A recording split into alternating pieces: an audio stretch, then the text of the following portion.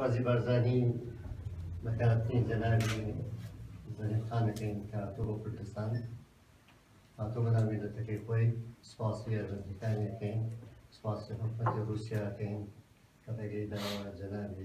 بێ بۆ کوردستان یارمەتیمان تەقدیم بکە. زۆر بەکارهاتنیەکەین وڵاتی خۆیەتی میلەتی خۆیەتی بەخێر بێت جارێکیکە بەسەر چەند. Abyś musiał zamawiać dużo bez słowa. Zor spas. Çare deva Kurdistan moravdejin spas ev spasî merav nakeve. Em bojde bikin heta em zaxin hekî milletê xwe hast bikin, erdê xwe hast bikin, em gelekî bikin. Em moravdejin ware got çare zarok mezin dibin, dê bav zarokê xwe re narêjin spas. Bonayaki ona zaten ben Kurdistan'cı ben doykame ovme hatta de mecalde ben aji mala meji bremen Amerikancı Amerika'da onu Kurdistan. سیلەگە خۆی هێناوە بە تەماچی بکە. أو بكل إجابة توبة. لا والله بترجمان لو بس هو هو تيناني.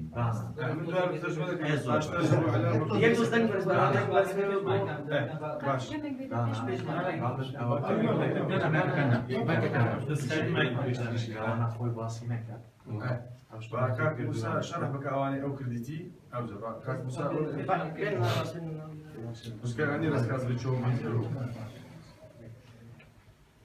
ئێمە ئەوڕۆ وەکو دەستگای خێرخوازی بارزانی وەکو جەنابی شێخیش ئاماژەی پێدا زۆر خۆشحاڵیم کە ڕێز دەگرین لە کەسایەتیەکی دیار تێکۆشەرێکی زۆر دڵسۆز کە بەڕاستی هەموو هەوڵ و خەباتی ئەوە بووە کە خزمەتی کوردایەتی بکات، خزمەتی ئینسانیەت بکات. ئەمانەوێ لە هەمان کاتدا زۆر سوپاسی دەوڵەتی رووسیا بکەین کە جەنابی زەلیم خان وەک ئەندامی پارلەمان وەکو کەسایەتیەکی دیار لە وڵاتی رووسیا هاوکاریەکانی رووسیای هێنابوو بۆ هەرێمی کوردستان و بۆ عێراقیش. طبیعی ئەمە جاری یەکەم نییە جەنابیان دێتە ئێرە، پێشتریش هەر بۆ پشتگیریکردن بە نوێنەراتی دەوڵەتی رووسیا هاتووتە کوردستان، هاوکاریەکانی وڵاتی رووسیای هێناوە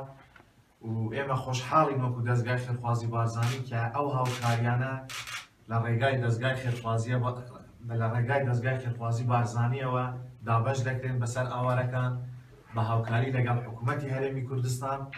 و ئەمانەوێت لە ناخی دڵمانەوە وەکو دەستگای خێرخوازی بارزانی وەکو جەنابی سەرۆکی دەستگاش ئاماژەی پێدا سپاسی ماڵباتی زەلیم خان و براکەی ئەمیر خان بکەین کە ئەوان لە دەستپێکی ئەو کارە ساتە پڕتراژیدیایی کە بەسەر میلەتی ئێمەدا هات وەکو بنەماڵەی خۆیان مەبلەغی 1 ملیۆن دۆلاریان پێشکەش بە دەستگای خێرخوازی بارزانی کرد. ئێمە ئەوە ڕادەگەیرین کە بەشی زۆری ئەو چالاکیانەی کە ئێستا دەستگای خێرخوازی بارزانی لە هەموو شوێنێک لەناو هەموو پەنابەرێک لەناو هەموو ئەو خۆشەویستانەی کە پێویستیان بە هاوکاری هەیە بەهۆی شەڕی تیرۆریستانەوە ماڵ و حاڵی خۆیان بەجێهێشتووە ئەو هاوکاریانە و هاوکاری خەڵکی تر کە بەڕاستی دڵسۆز بوونە لەگەڵ دەستگای خێرخوازی بارزانی وای کردووە کە ئێمە دەست و برد لە خزمەتی ئەو پەنابەرانەدا بین، هەروەها ئەمانەوێ ئەوە ڕابگەینین هەر لە سەرەتایی ئەو تراژیدیایی کە بە بەهای 524,700 دۆلار هەر بنەماڵەی زەلیم خان و ئەمیر خان هاوکاری ئەرزاقیان دابین کرد بۆ ئاوارەکانی شەنگال و دەوروبەری شنگال و ئەمەوێ ئەوە بە شانازیەوە بڵێن کە بەردەوام جەنابی زەلیم خان جەنابی ئەمیر خان تەئکیدیان لەوە کردوتەوە کە ڕاستە ئەوان کوردی ئێزدین، بەڵام بۆ ئەوان هیچ جیاوازیەک نییە لە ناوبەینی ئەو کوردانەی کە تووش و کارەسات بوونە بۆیە پێیان خۆشە ئەو هاوکاریای ئەوان بە بێ جیاوازی بەسەر هەموو ئەو پەنابەرانەدا دابەش بکرێت، بەسەر هەموو ئەو خۆشەویستانەدا دابەش بکرێت کە ئەوڕۆ پێویستیان بە دەستی هاوکاری هەبووە. ئەمە بەردەوام لەلایەن جەنابی زەلیم خان و لەلایەن جەنابی ئەمیر خانەوە تەئکیدی لەسەر کرایتەوە. ئێمە وێڕای ئەوەی کە ئەمڕۆ بە شانازیەوە ڕێزمان گرت لە جەنابی زەلیم خان و براکەی ئەمیر خان ئەمانەوێت داوا لە هەموو خەڵکی کوردستان بە تایبەتی بزنسمانەکان بکەین کە ئەوانیش هاوشێوەی ئەوان لە خزمەتی ملەتی خۆیان دابن بە تەئکید جەنابیان و ئەمیرخانیش گەشتی مەیدانیان کرد بۆ دیتنی ئەو پەنابەرانە بۆیشە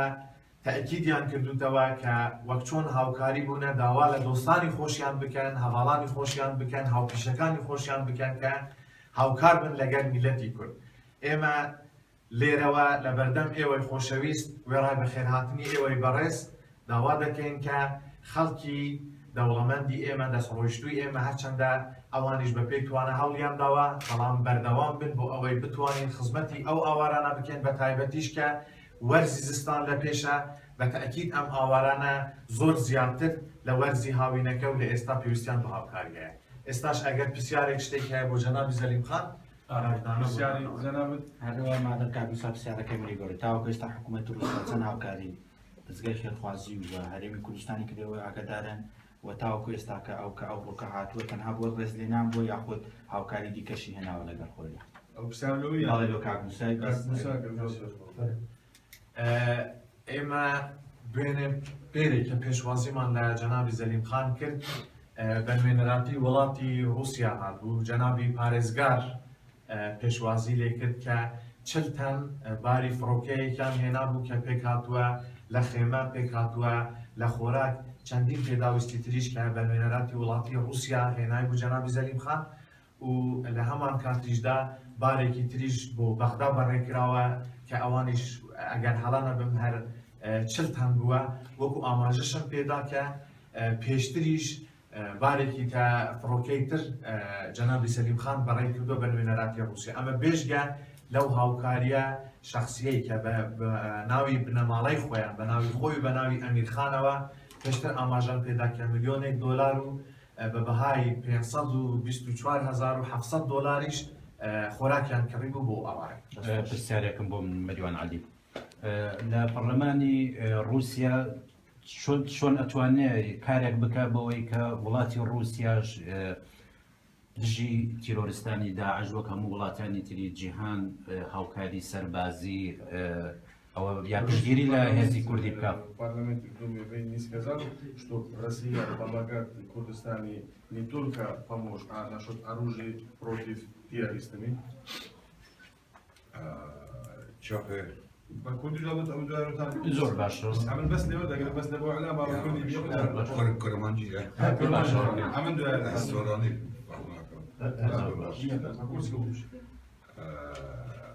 نظام اوزانا دیانا چاقه تروریست پات نکتنا عرض ایرانه موصوله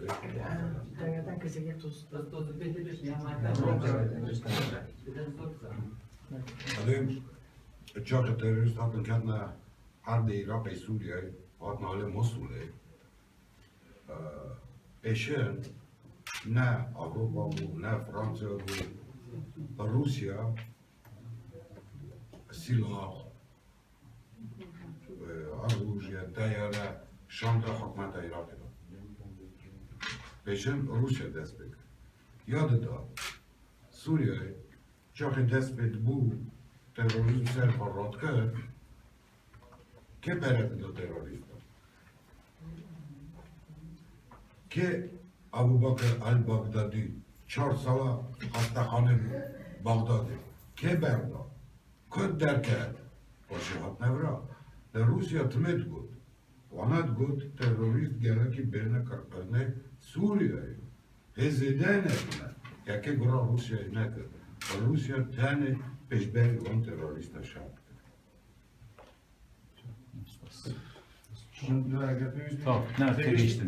روسیا پێشەوە دەوڵەتەکان زندی تیرۆریستانە بوو کە ئەو لە بیدایەتەوە کە ئەوانە دروست بوون لە سووریا و لە عێراق هاوکاری سەربازی لە حکوومەتی عێراق لە هەموو دنیای بوو کە ئەوانە تیرۆریستە سەرهەڵ دەدەن بەس کەس ژێبێنەدا هەتاوەی ناتوانێت. نعم هذا تروریست رو هاتنا دی کردن سر عرض عراق عرض کردستان هذا نه تنه پروبلما Irak'ya problema Kurdistan'da Suriye. Ama bu problem hamut dünya. Ama ava ne grup becukan. Ava idi Amerika ki bana şöyle beje çehaya. Ava ilo de facto hatta çekerine دولت تروریست دولت تروریست عراق تنه ایرو پیشمرگی کردستانه خودانا پیشبری وان تروریست نما گره که همون دنیا گرجی حالی پیشمرگا بکن نما پیشمرگا نه تنه پروبلم کردستانه لازم را خلاص او پروبلم همون دنیایه او پروبلم همون دنیایه هاوکاریەکانی کەنەدا بەشێک لە هاوکاریەکانی پۆلۆنیا بەشێک لە هاوکاریەکانی ئیتالیا لە ڕێگای دەستگای شەرخوازی بارزانیەوە دابەش کراون ئەوەی کە ئاماژەشم پێدا ئەمانەش هاوکاریەکی زۆر باشن تەبیعی بەسپاسەوە وەزارەتی ئەوقاف بەشی برا مەسیحیەکان هاوکار بوونە لەگەر ئێمە تەنسیقێک دروست کراوە بۆ دابەشکردنی ئەو هاوکاریانەی کە لە ئەمریکاشەوە هاتن ئێمە وەکو دەستگای خێرخوازی بارزانی لە هەموو ئەو شوێنانەدا تیمی تایبەت بە خۆمان هەیە لە هەموو کەمپەکاندا تیم و ئۆفیسی دەستگای خێرخوازی بارزانی هەیە بە تەئکید ئێمە بە پێی پێویست ئەو شوێنانەی کە پێویستن ئەو هاوکاریانیان پێدەگەێنین و ئەو شوێنانەی کە وەکو پێویستیش هاوکاریان پێنەگە ئێمە لەو هاوکاریانەی کە لە خودی دەستگای خێرخوازی بارزانیەوە ئامادە دەکرێت هاوکاریەکانیان بەسەردا دابەشێت. اما بەرەوە ما تعرفتش اگر ما ساعدش بينهم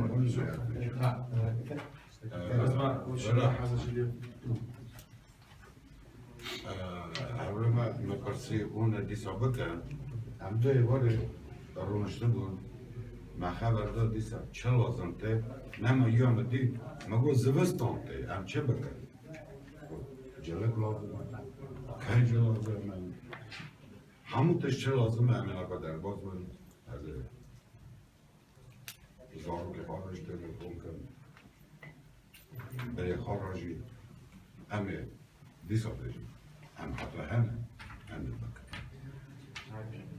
و دیسا دراست بوگوتا بنا دولمنت همو کردستان ایبرادجی سوز حق بدانا خوده چاق دولت ده ناده بونا روی که تا تنوی دولت بکن او ده اکی دست با حرکی برشکی بدی جماعت خواه بدی ملت خواه او توقع های دولت کردستان این هنه کردستان حوله دوخو که دلیرم سیاره هر خیمه هر باش هرکی هنه میگه پرسی نوی هنادر ما گو سیاره تا چقا باش اره اوه یامن عجیب یا جنکامیجی آلفا یا ما گو آلفا چیه دو آلفا رومیو آها ما گو یا کرتاجیه یا کرمجیه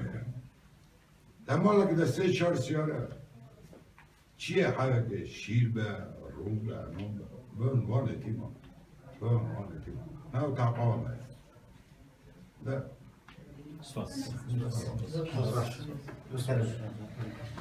زور سپاس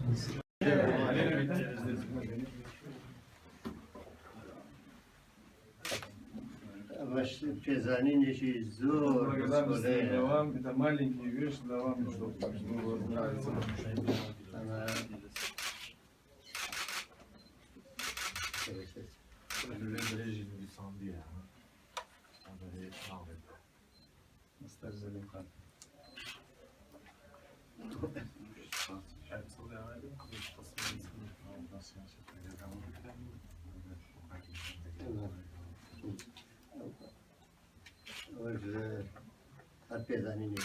Просто написано Барзани Charity Foundation, фонда Барзани, вам написано для вам. Спасибо вам, что помогаете всегда Кыргызстану.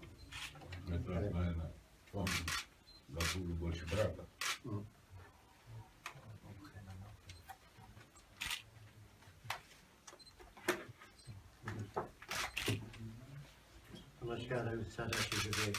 Это их дела, то, что они делают, все написано там, что у вас будет как истина.